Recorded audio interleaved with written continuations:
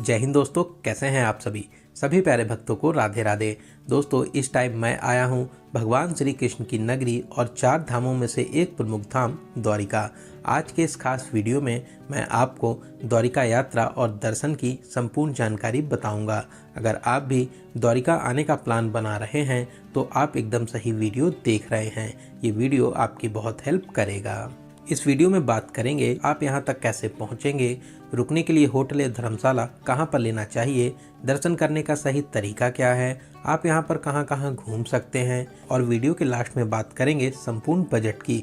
तो द्वारिका यात्रा की A to Z complete information के लिए वीडियो को एक बार पूरा जरूर देखें। तो चलिए द्वारिकाधीश जी का नाम लेके शुरू करते हैं आज की इस पावन यात्रा को। दोस्तों, द्वारिका भारत के 4 प्रमुख धामों में से एक प्रमुख धाम है जो गुजरात के काठियावाड़ क्षेत्र में गोमती नदी और अरब सागर के संगम के किनारे स्थित है। द्वारिका बहुत ही प्राचीन और धार्मिक नगरी है। 5000 साल पहले भगवान श्री कृष्ण ने मथुरा छोड़ने के बाद में यहाँ पर सोने की द्वारिका बसाई थी। यहाँ पर भगवान श्री कृष्ण को समर्पित प्राचीन द्वारिकाधीश मंदिर के साथ साथ भेंट द्वारिका और भगवान शिव के 12 ज्योतिर्लिंगों में से एक नागेश्वर ज्योतिर्लिंग भी स्थापित है। तो फिर चलिए वीडियो में आगे बढ़ते हैं और एकदम शुरू से शुरू करते हैं और जानते हैं कि आप यहाँ तक कैसे पहुँचेंगे।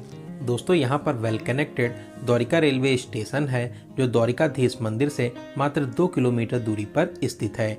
वहीं यहाँ का नियरेस्ट एयरपोर्ट जामनगर में है जो द्वारिका से 135 किलोमीटर दूरी पर स्थित है।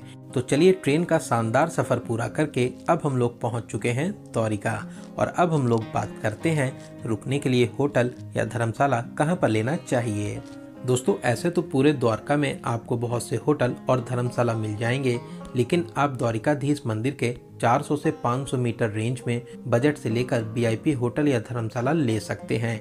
यहाँ पर रूम्स की स्टार्टिंग 800 से हो जाती है। 1500 से 2000 के बजट में आप बहुत ही अच्छा AC रूम ले सकते हैं। तो चलिए एक अच्छा सा रूम लेने के बाद में अब हम लोग बात करते हैं यहाँ पर दर्शन करने का सही तरीका क्या है। दोस्तों, ऐसी मान्यता है लोग पहले गोमती नदी में स्नान करने के बाद द्वारिकाधीश मंदिर में भगवान श्री कृष्ण के दर्शन करते हैं। मंदिर में प्रवेश करने के 2 प्रमुख द्वार हैं, स्वर्ग द्वार और मोक्ष द्वार। मंदिर में दर्शन करने की टाइमिंग सुबह 6:30 बजे से दोपहर 1 बजे तक है। फिर उसके बाद में शाम को 5 बजे से रात 9:30 बजे तक आप दर्शन कर सकते हैं। दोस्तों, यहाँ पर मुख्य मंदिर के अंदर मोबाइल फ़ोन, कैमरा, बैग, जूता चप्पल ले जाना मना है।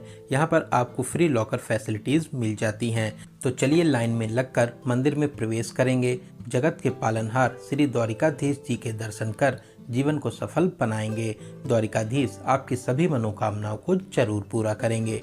दोस्तों, ये विश्व प्रसिद्ध मंदिर 2500 साल पुराना है। इस मूल मंदिर का निर्माण श्री कृष्ण के परपोते वज्रनाभ ने कराया था। इस 5 मंजिला मंदिर की वास्तुकला देखकर आप अचंभित रह जाएंगे।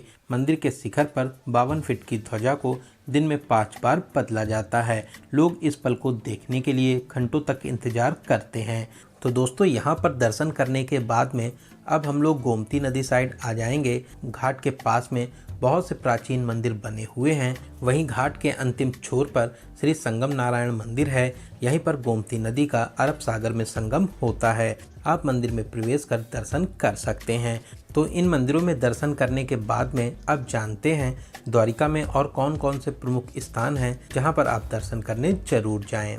दोस्तों, यहाँ पर मंदिर दूर दूर हैं, तो आप ऑटो या स्कूटी से इन मंदिरों को कवर कर सकते हैं। ऑटो वाले द्वारिका लोकल के लिए 500 से 600 रुपये का चार्ज करते हैं और आपको 5 से 6 प्लेसेस को कवर कराते हैं। वहीं अगर आप 2 लोग हैं तो स्कूटी बेस्ट रहता है।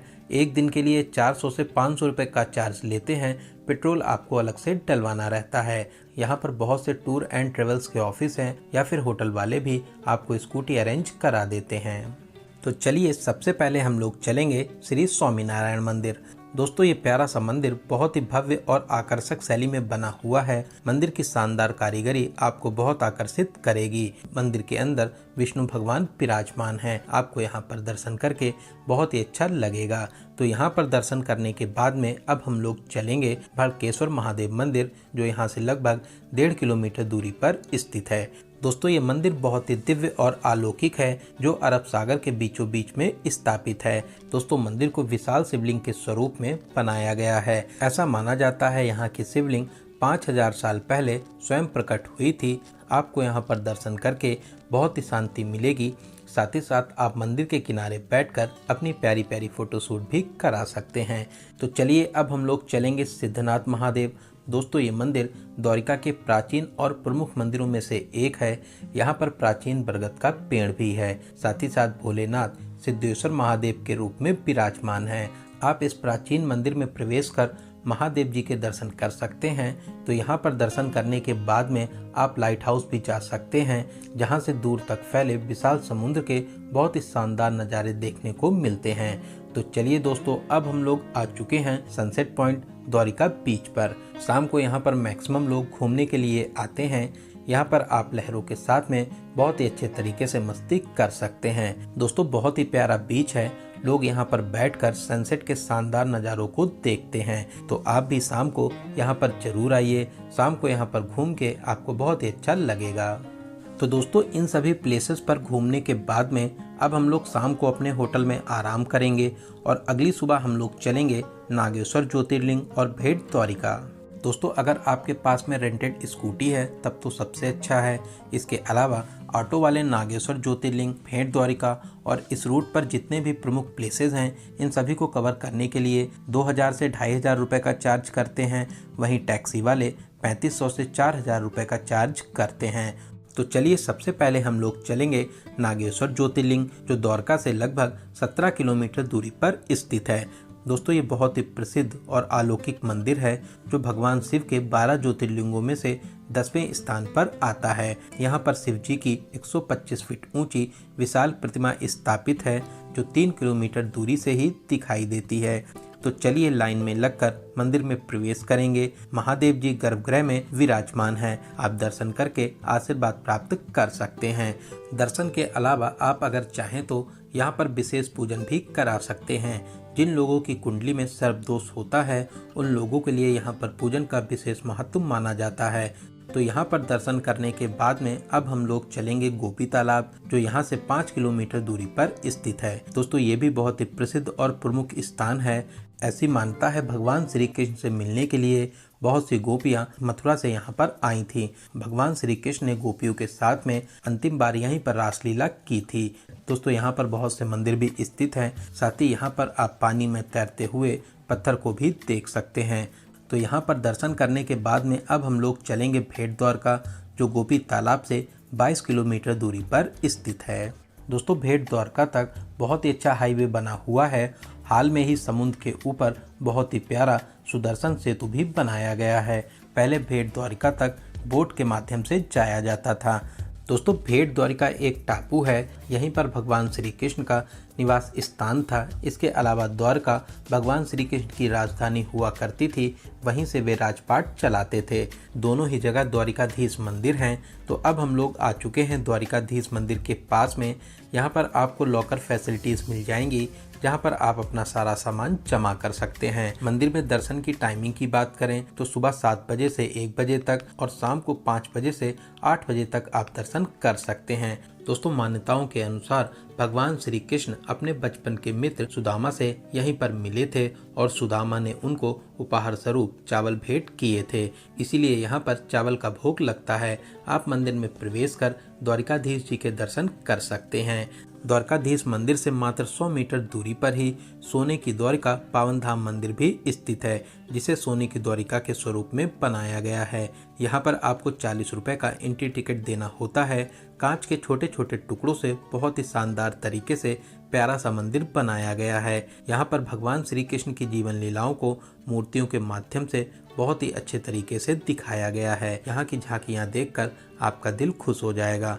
इन मंदिरों के अलावा आप हनुमान टीला मंदिर, नीलकंठ महादेव और अभया माता मंदिर में दर्शन भी कर सकते हैं। तो यहाँ से वापसी के टाइम पर सुदर्शन सेतु पर भी आप कुछ देर रुक सकते हैं। सुदर्शन सेतु को बहुत ही शानदार तरीके से बनाया गया है। पिलर पर लगे मोर पंख यहाँ की भव्यता में 4 चांद लगाते हैं। आप अपनी यादों के लिए प्यारी प्यारी फोटोशूट जरूर कराएं। तो दोस्तों अब हम लोग द्वारका साइड वापसी करेंगे। अब हम लोग चलेंगे शिवराजपुर बीच, जो भेट द्वारिका से 25 किलोमीटर दूर और द्वारका से 12 किलोमीटर दूरी पर स्थित है। हरे नीले पानी वाले इस बीच पर आप सभी वाटर एक्टिविटीज का मजा ले सकते हैं। यहाँ पर आप speed boat ride, banana ride, paragliding, boating के साथ साथ समुद्र के बीचों बीच में स्थित आइलैंड पर भी बोट के माध्यम से जा सकते हैं। बहुत ही सुंदर और प्यारा सा बीच है। आप यहाँ पर बहुत ही अच्छे तरीके से एंजॉय कर सकते हैं। तो यहाँ पर मस्ती करने के बाद में अब हम लोग चलेंगे रुक्मणी माता मंदिर, जो द्वारका से 2 किलोमीटर दूरी पर स्थित है।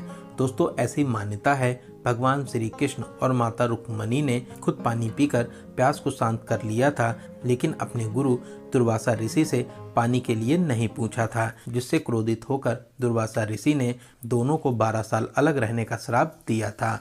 तभी यहाँ पर जल का दान किया जाता है और दर्शन करने के बाद में आप जल का प्रसाद ग्रहण कर सकते हैं। दोस्तों बहुत ही अलौकिक और दिव्य मंदिर है। यहाँ पर दर्शन करने के बाद ही आपकी द्वारिका यात्रा पूरी मानी जाती है, तो आप यहाँ पर दर्शन करने जरूर आइए। दोस्तों इन मंदिरों में दर्शन करने के बाद में आप इस्कॉन मंदिर और गायत्री माता मंदिर में भी दर्शन कर सकते हैं। इसके अलावा द्वारका में और भी छोटे बड़े मंदिर हैं, आप वहाँ पर भी दर्शन आदि कर सकते हैं। तो चलिए अब बात करते हैं यहाँ पर दर्शन करने का सबसे अच्छा समय कौन सा रहता है। दोस्तों नवंबर से अप्रैल तक सबसे अच्छा समय माना जाता है। इसके अलावा मई और जून में भी आप यहाँ आ सकते हैं। उस टाइम पर यहाँ का टेम्परेचर थोड़ा सा हाई हो जाता है। तो बात करें आपको कितने दिनों का टूर प्लान बनाना चाहिए, तो दोस्तों आप कम से कम 2 डेज़ और 1 नाइट का प्लान जरूर बनाएं। इसके अलावा 3 डेज़ और 2 नाइट का प्लान द्वारिका घूमने के लिए इनफ रहता है। तो चलिए अब बात करते हैं सबसे ज़रूरी क्वेश्चन, बजट की। कितने बजट में आप इस पावन यात्रा को पूरा कर लेंगे।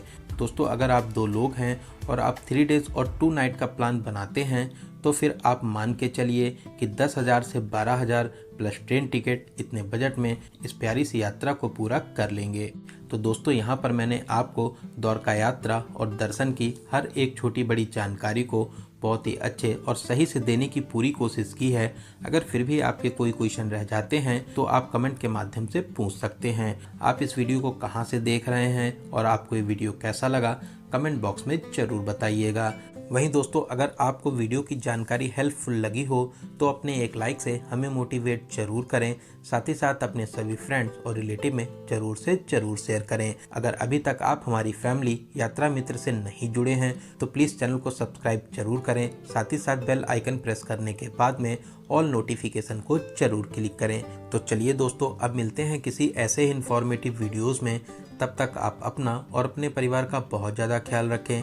आपकी यात्रा सफल, सुगम और मंगलमय हो। जय हिंद, जय भारत।